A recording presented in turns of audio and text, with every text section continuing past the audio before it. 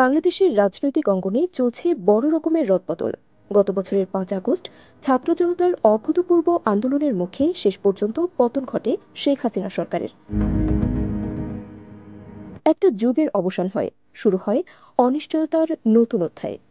সরকার পতনের পর থেকেই আত্মগোপনে আওয়ামী লীগ নেতারা কেউ কেউ আগেই দেশ ছেড়েছেন। আর এবার দেশের সর্বোচ্চ পদে থাকা সেই ব্যক্তিও দেশ ছেড়ে চলে গেলেন, সাবেক রাষ্ট্রপতি মোহাম্মদ আব্দুল হামিদ।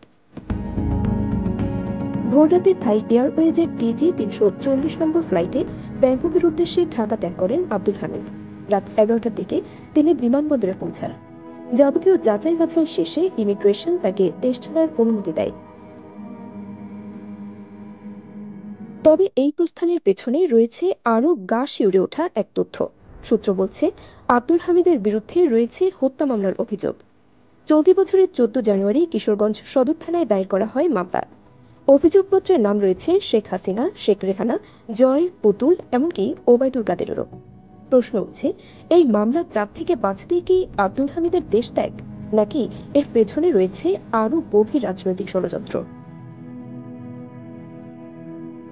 2013 থেকে 2023, 10 বছরেরও বেশি সময় রাষ্ট্রপতির দায়িত্ব পালন করেন আব্দুল হামিদ। এই দীর্ঘ সময় তিনি ছিলেন আওয়ামী লীগের শক্ত এক স্তম্ভ। আর এখন তিনি দেশের বাইরে, এক অজানা ভবিষ্যতের পথে।